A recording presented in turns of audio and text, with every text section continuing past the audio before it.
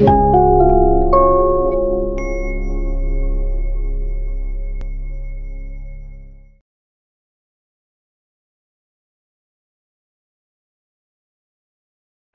kasih Anda yang sudah hadir. Ini ada 41 orang di pertemuan kita yang terakhir ini di mata kuliah kita gerakan sosial ya.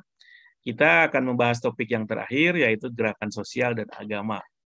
Nah, apa pengaruhnya agama terhadap gerakan sosial atau apa peranan yang dimainkan oleh agama terhadap gerakan sosial? Ya. Lalu dalam perspektif gerakan sosial, hakikatnya agama itu apa sih? Ya. Inilah poin-poin yang ingin sampaikan kepada Anda di kesempatan kali ini. Saya akan berbagi slide supaya Anda bisa mengikuti uraian saya dengan baik ya. Oke.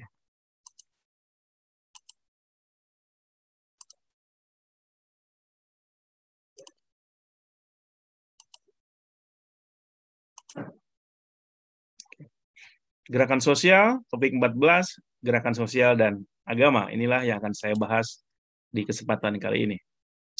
Kalau kita berbicara tentang gerakan sosial dan agama, sebenarnya kita sedang berbicara atau membahas suatu isu yang universal, isu kemanusiaan universal dari dulu sampai sekarang. Karena isu ini sudah ada atau berkaitan erat sejak kemunculan manusia itu ada. Nah, khususnya dalam konteks kalau dalam konteksnya kalau percaya itu nabi kita nabi Adam itu nabi manusia pertama dan nabi pertama, maka sejak Adam itulah gerakan sosial dan agama itu punya erat kaitan ya. Gerakan sosial dan agama juga adalah urusan sehari-hari kita. Kita dalam sehari-hari tidak terlepas dari isu agama dan gerakan sosial.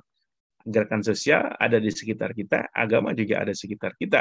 Ini adalah isu yang keseharian kita. Termasuk dari kampus kita. Nah, tadi Anda bahas tentang gerakan sosial keagamaan yang ada di kampus. Nah, di kampus kita pun, apalagi kita kampus agama, itu yang namanya gerakan sosial dan agama itu ada di sekitar kita sehari-hari ya. Jadi ini sebenarnya isu yang sangat biasa, yang universal dan sehari-hari. Tapi sayangnya kita tidak menyadarinya kehadiran itu.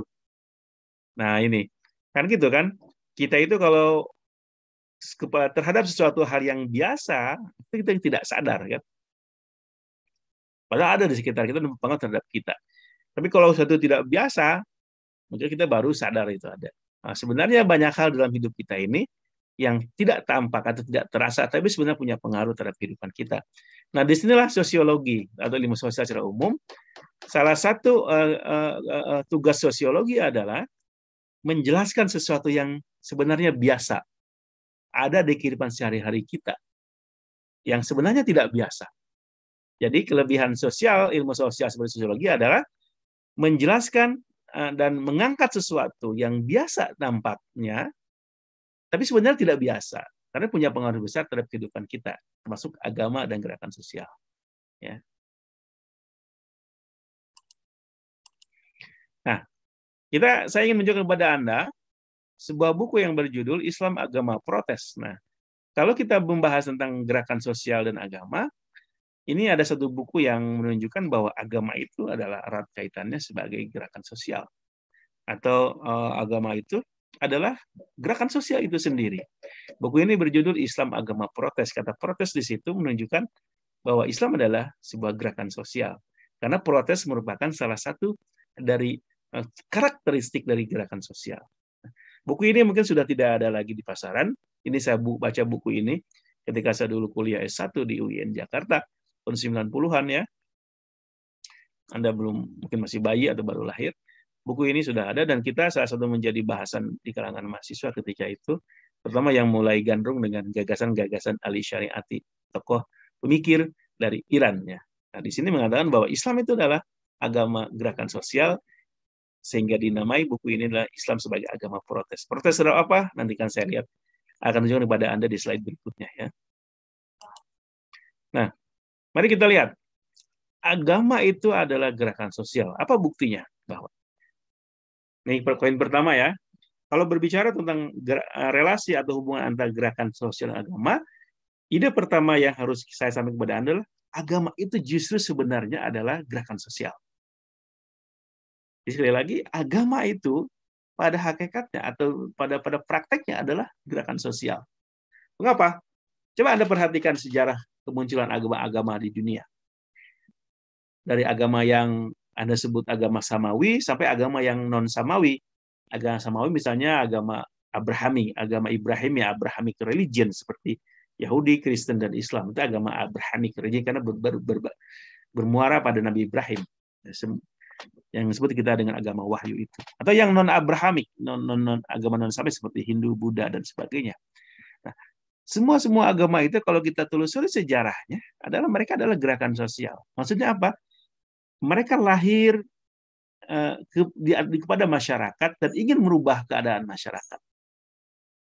Oke, mereka memberikan agama-agama itu lahir sebagai respon terhadap problem yang ada dalam masyarakat di mana agama itu lahir dan berupaya untuk merubahnya. Nah, ingat definisi gerakan sosial adalah organized effort to effect or prevent social change. Gerakan sosial adalah sebuah upaya yang terorganisir untuk membuat perubahan dalam masyarakat atau sebaliknya menahan perubahan dalam masyarakat. Nah, agama ada sebuah upaya, katakanlah upaya Tuhan, kalau kita dalam agama Samawi, untuk membuat perubahan dalam masyarakat melalui nabi yang diutusnya. Oke, mari kita lihat penjelasannya lebih lanjut di slide berikutnya. Apa buktinya agama sebagai gerakan sosial? Mari kita lihat sejarah Yahudi. Nabi Musa sebagai pembawa agama Yahudi adalah lahir di tengah masyarakat yang mengalami perbudakan, yaitu Bani Israel. Bani Israel ketika itu berada dalam perbudakan bangsa Mesir. Mesir yang dipimpin oleh Firaun, ya. Itu saya kira Anda tahu semua. Nah, bangsa Mesir, Bani Israel itu adalah sukunya bangsanya Musa, dan mereka ini berada dalam penindasan dan perbudakan dan tekanan orang Mesir yang dipimpin oleh Firaun. Nah, Musa datang untuk mengangkat atau menyelamatkan Bani Israel itu dari perbudakan Firaun ini. Ya. Maka Musa memimpin bangsanya Bani Israel melawan Israel supaya Bani Israel bebas dari perbudakan Firaun itu. Itu ya. Berarti itu gerakan sosial, ingin melakukan perubahan dari perbudakan menjadi pembebasan, ya kan? Pada saat yang sama juga, Musa ingin melakukan perubahan dalam segi teologis atau keyakinan, yaitu merubah keyakinan orang-orang Mesir ketika itu yang tidak bertauhid, contohnya Israel, baru Firaun, menjadi bertauhid. Bahkan Firaun sendiri sudah sangat menyimpang karena mengaku dia sendiri sebagai Tuhan. Nah, ini kan penyimpangan teologis yang luar biasa.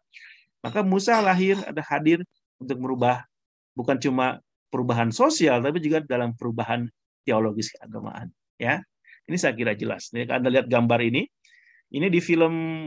Kalau Anda pernah nonton film Ten Commandments, ini adalah salah satu adegan dalam film ketika Musa menghadap ke Firaun, tuh ya. Ini Musa yang bawa tongkat, yang duduk adalah Firaun di film Ten Commandments, yang menunjukkan bagaimana Musa mendapat perintah Tuhan, menerima 10 perintah Tuhan itu, ya. Kedua, apa bukti agama adalah gerakan sosial? Kita lihat sejarah Kristen.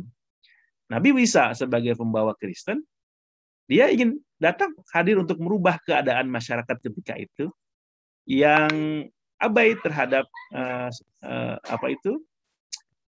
abai terhadap kasih sayang di antara mereka dan terlibat dalam keduniaan dan sebagainya.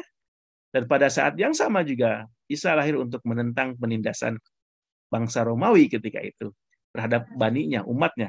Musa di sini sebenarnya adalah orang Yahudi dan baninya adalah orang Israel, Bani Israel. Nah, Isa itu melawan penindasan terhadap kaumnya oleh kaum Romawi, dan dia juga ingin membangkitkan perubahan terhadap umatnya yang kedua sudah mulai banyak melakukan penyimpangan keagamaan ya di kalangan Yahudi itu sendiri. Nah, itu yang ingin dirubah oleh Isa, sehingga kita bisa katakan Kristen yang dipimpin oleh Isa itu adalah sebuah gerakan sosial, sekaligus juga keagamaan.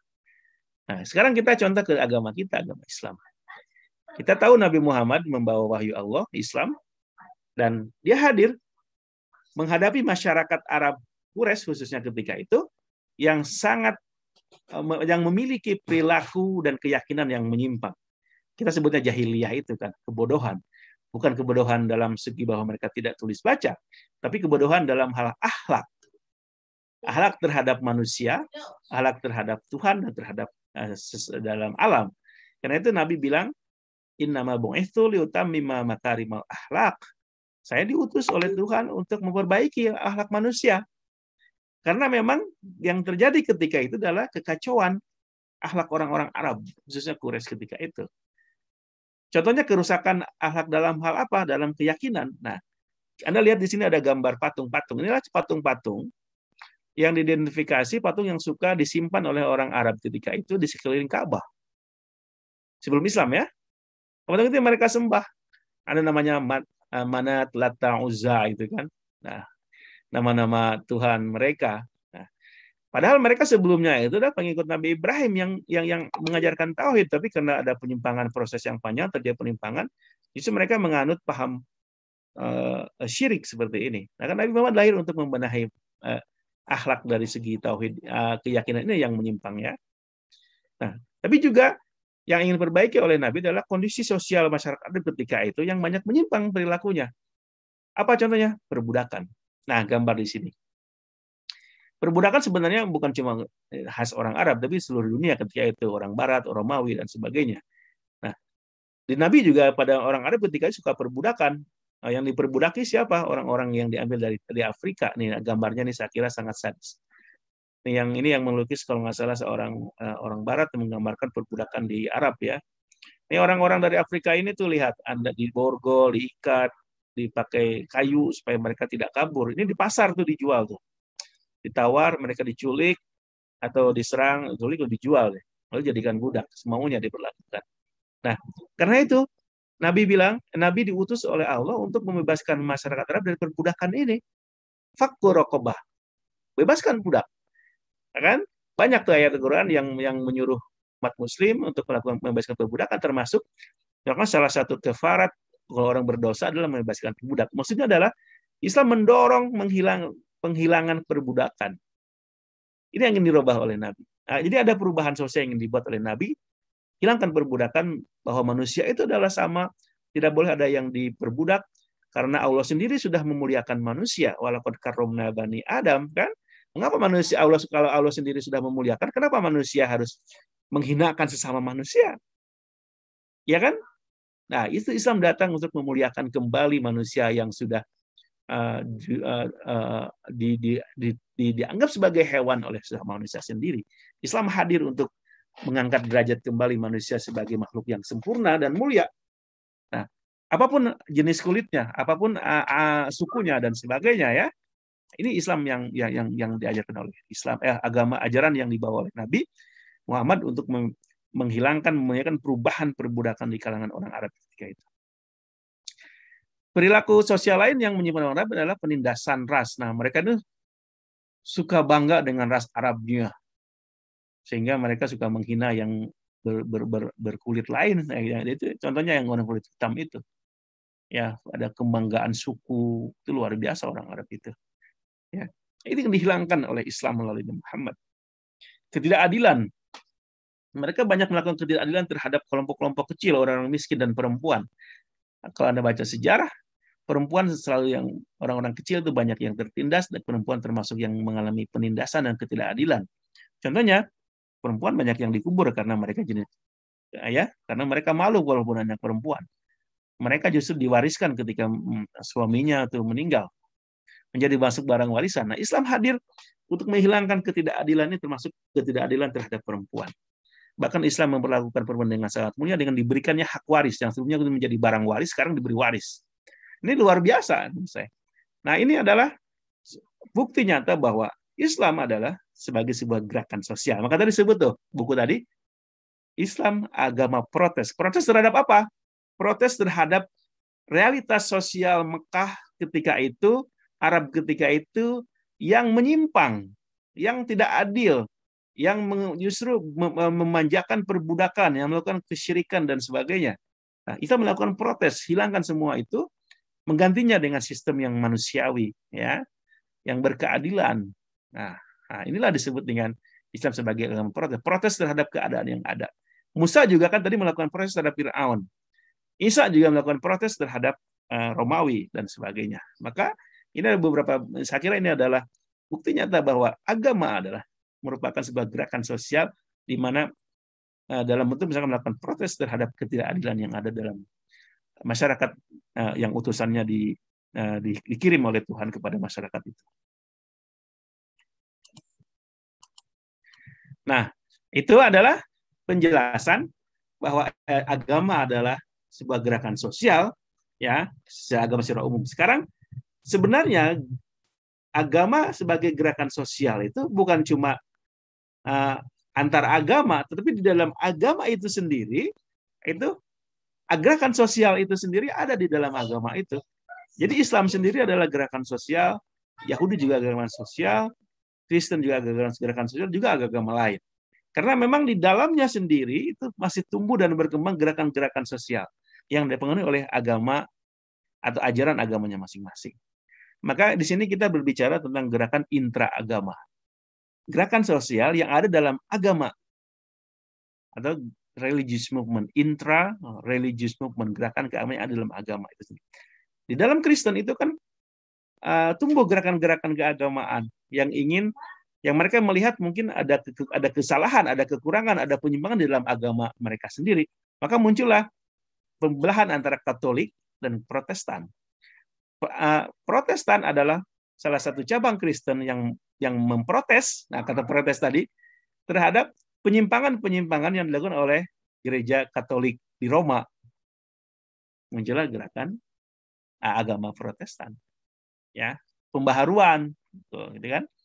Maka mereka sebut adalah gerakan reformasi, gerakan reformasi, karena mereka melihat sudah ada penyimpangan dalam agama yang dilakukan oleh gereja, oleh Paus misalnya di Roma itu. Maka muncullah gerakan Protestan. Nah, juga muncul sekte-sekte yang lebih kecil lagi di dalam Protestan, juga muncul sekte lainnya. Di Katolik juga mungkin ada juga yang lain-lainnya. Ada juga kultus-kultus di agama Kristen itu banyak ya. Nah, dalam Islam sendiri juga sama. Di dalam Islam sendiri terpecah kepada ada gerakan-gerakan di dalamnya sehingga melahirkan varian-varian Islam lain-lainnya. Yang besar ada dua, satu Sunni, dua Syiah. Nah, pembedaan antara Sunni dan Syiah itu sebenarnya bersifat politik. Nah, karena kan gerakan sosial tadi itu ya. Nah, gini ceritanya secara umum. Dulu setelah Nabi Muhammad meninggal, umat Islam ketika itu ada dua golongan. Mengenai siapa yang berhak menjadi penerus Nabi dalam soal pemimpin keagamaan dan pemimpin masyarakat. Satu kelompok berpendapat bahwa pengganti Nabi itu, penerus Nabi itu harus dari keluarga Nabi, Ahlul Bait, yaitu dari putri Nabi, yaitu Siti Fatimah, dan suaminya Ali bin Abi Thalib. Maka kelompok ini berpendapat bahwa penerus Nabi Muhammad dalam hal keagamaan dan masyarakat, sebagai pemimpin agama dan pemimpin masyarakat, harus berasal dari keluarga Fatimah dan Ali bin Abi Thalib ini, itu Hasan, Husain, dan seterusnya. Nah, inilah nanti yang melahirkan namanya kelompok Syiah dalam Islam. Oke? Atau dalam Islam lain, mereka adalah kelompok pecinta Ahlul Bait, keluarga Nabi. Ya, nah, maka Syiah. Yang kedua berpendapat, tidak, yang berhak menjadi pemimpin penerus Nabi dari segi pemimpin agama dan masyarakat adalah di kalangan sahabat. Karena Nabi sendiri tidak ada wasiat menurut kelompok ini, bahwa Nabi memberikan wasiat kepada keluarganya untuk menjadi penerus. Karena itu, yang paling berhak adalah sahabat yang paling tahu tentang Nabi, katanya. Maka kelompok yang kedua inilah melahirkan disebut dengan aliran Sunni, Ahlus Sunnah wal Jamaah. Nah, anda ini kita sebutin Ahlus Jamaah. Jumlah Ahlus Sunnah wal Jamaah atau Sunni itu adalah kependekan dari Ahlus Sunnah wal Jamaah, adalah jumlahnya sangat lebih besar daripada yang Syiah yang kecil. Ya, yang sekarang Syiah itu ada di kebanyakan berpusat di Iran dan sebagian di Irak, ya, dan di negara-negara lainnya. Ya. Dalam Islam sendiri ini ada dua gerakan, dua golongan besar. Nah, di dalam Sunni sendiri juga ada gerakan-gerakan lainnya juga yang menunjukkan dinamika internal di kalangan Sunni. Maka muncullah gerakan-gerakan lain di dalam Sunni sendiri. Ada dulu Gerakan-gerakan ini muncul misalnya karena melihat di Sunni sendiri sudah banyak penyimpangan. Maka muncullah gerakan Wahabiyah di Saudi. Belum ada Saudi waktu itu, di Jazirah Arab yang dipimpin oleh Muhammad bin Abdul Wahab, maka melahirkan gerakan Wahabiyah. Ya, walaupun pengikutnya sekarang tidak mau disebut Wahabiyah. Nah, sekarang mereka berubah menjadi namanya gerakan Salafiyah yang saya jelaskan di minggu sebelumnya mengenai gerakan sosial dan media. Ya, nah, ini menyebar ke seluruh gerakan-gerakan pembaharuan Wahabiyah ini menyebar ke seluruh dunia termasuk Indonesia. Ya, nah gitu. Nah, nanti mereka pahamnya masuk tuh ke tadi ke banyak yang ke kalangan-kalangan Ikhwanul Muslimin, Tarbiyah, PKS dan sebagainya itu banyak. Dari segi keagamaan mirip. Nah, sama juga di kelompok Syiah juga sama, ada gerakan-gerakan internal di dalamnya sehingga tidak tunggal lagi paham keagamaan di kalangan Syiah, maka gerakan muncullah sub aliran di dalam Syiah itu sendiri. Banyak itu alirannya. Ada 12 golongan atau berapa banyak ya, dari mulai yang sangat dari satu kelompok yang sangat dekat dengan si Sunni sampai yang memusuhi Sunni, ya, yang ekstrim ya. Jadi kita tidak benar kalau kita mengatakan semua Syiah itu menyimpang misalnya. Seperti sekarang ada kampanye yang anti Syiah di Indonesia itu kan banyak sekarang karena alasan politik misalnya ada seseorang dituduh Syiah, yang paling gampang di Indonesia itu menggunakan label Syiah untuk memusuhi orang atau menjatuhkan nama orang. Karena di Indonesia ini orang tuh tidak bisa membedakan beragam golongan yang ada di Syiah itu sendiri. Di bahasa Sunda mah main nama nyakompet daun kan orang Syiah mah itu kabeh padahal tidak ya. Gitu. Ada yang ekstrim, ada yang dekat dengan Sunni dan sebagainya. Bahkan kalau anda teliti dengan baik, banyak tradisi-tradisi Syiah yang dekat dengan kita. Contohnya naon? Peringatan Asyura. Ada bubur berem, bubur merah yang bubur putih. Masih ada nggak di kampung Anda? Dulu masih di kampung saya masih kecil masih ada, sekarang udah nggak ada.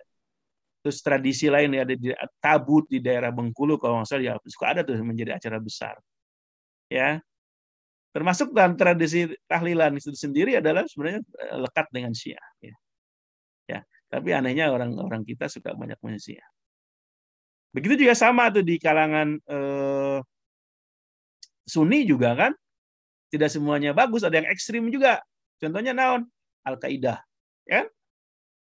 Ada yang damai saja seperti tadi PKS misalnya. Tapi juga ada yang ekstrim sampai mau membunuh orang itu halal. Seperti apa? ISIS tuh yang paling jelas.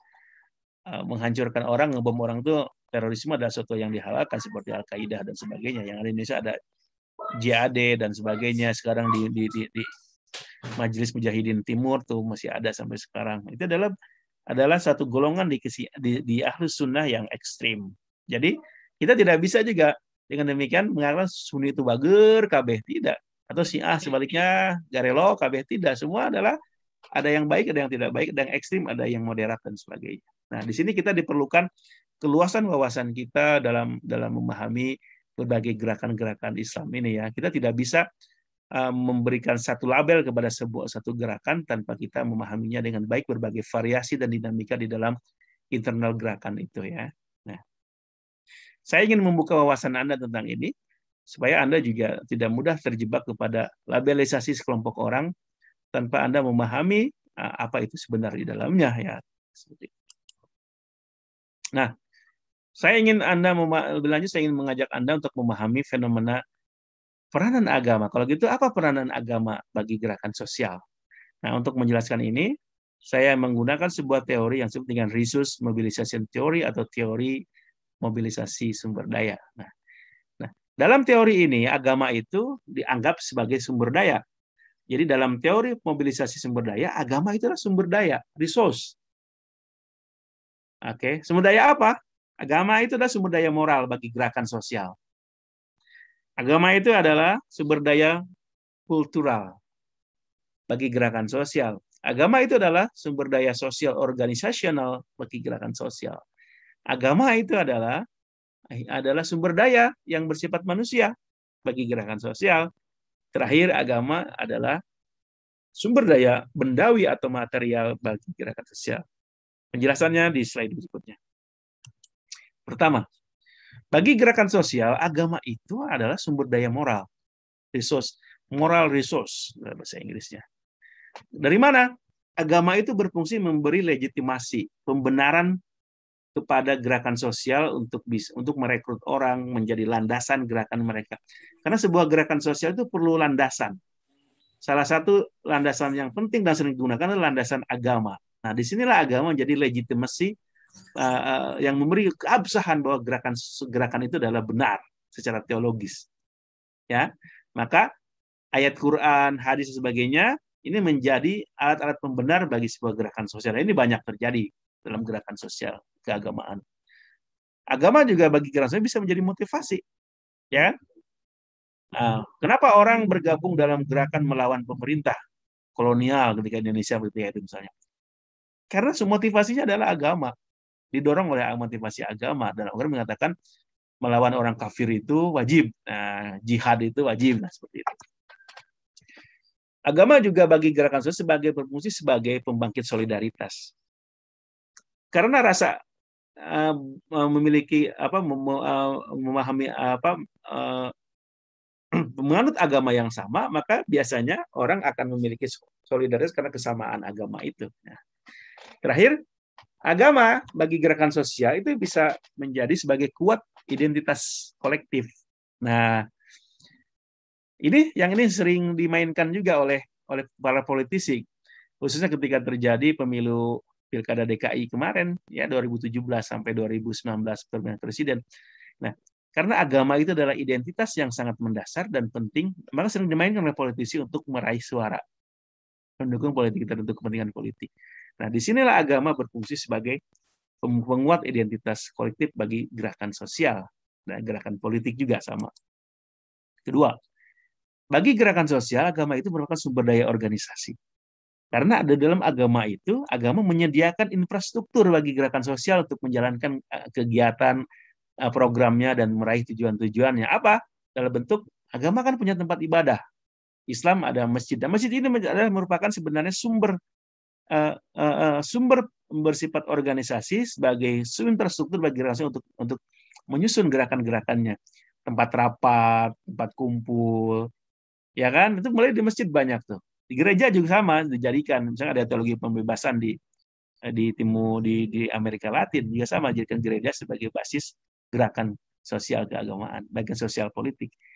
Misalnya boleh juga tempat-tempat rumah-rumah agama, misalnya pendukung agama bisa jadi sebagai dapur umum ketika misalnya terjadi gerakan massal untuk seperti terjadi di masa lalu ketika ya kita melawan penjajah Belanda. Pesantren-pesantren itu banyak menjadi sumber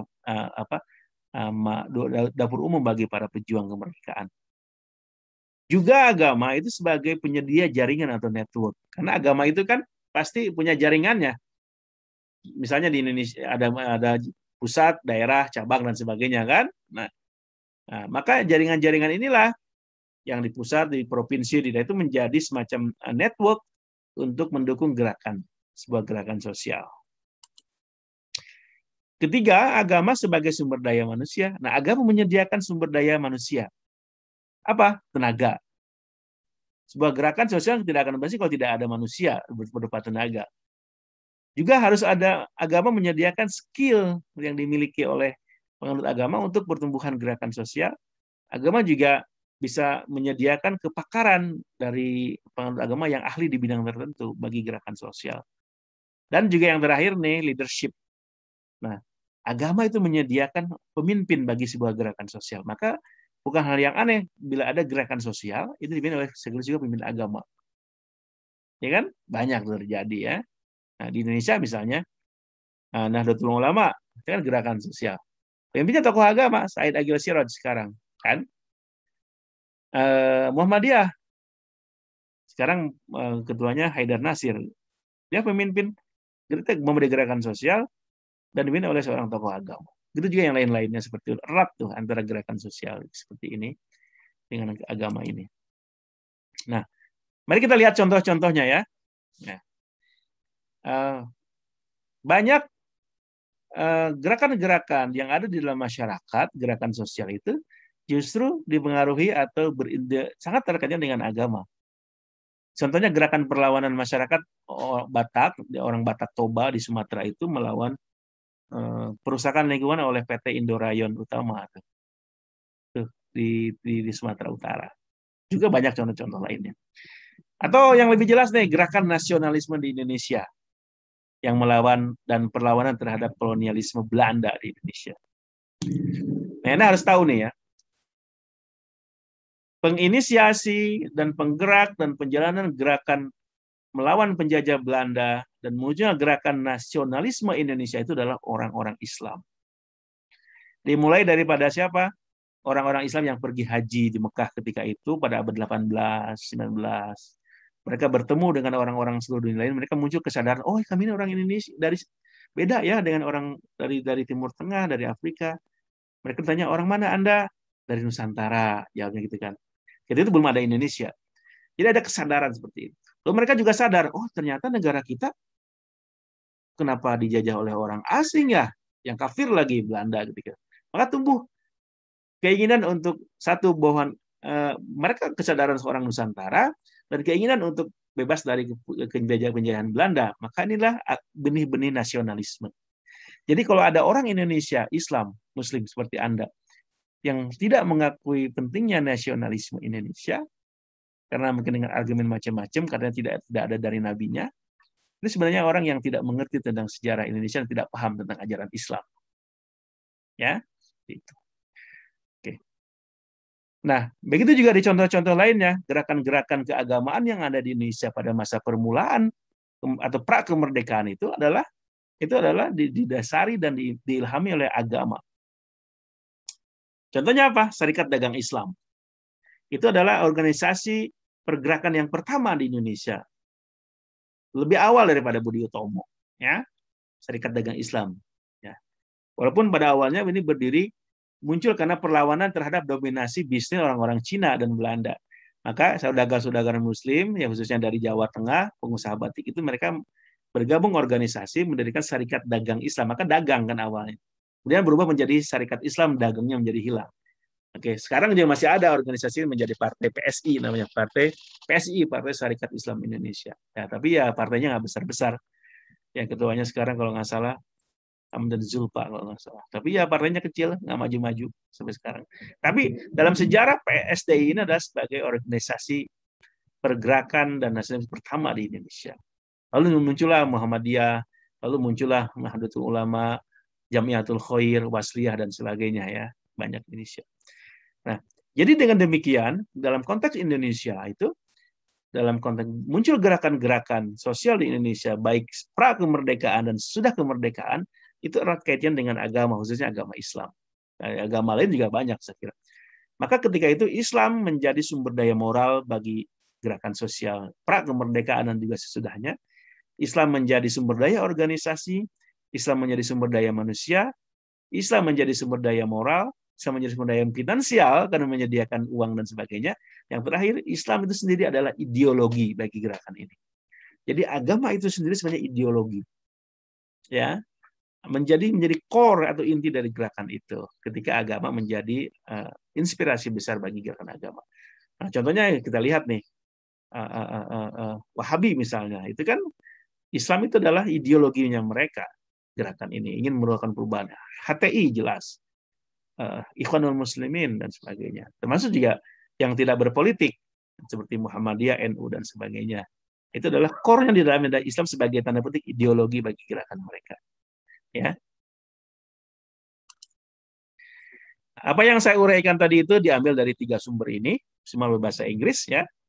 Kalau Anda mau Anda baca ya. Nah, tapi saya tidak memberikan kepada Anda, saya khawatir. Karena saya sudah menduga Anda dan barisan bahasa Inggrisnya, maka sumber yang saya berikan kepada Anda berbahasa Indonesia aja. Kalau Anda mau silahkan ya baca nih sumber-sumber ini ya dari 3 tulisan ini.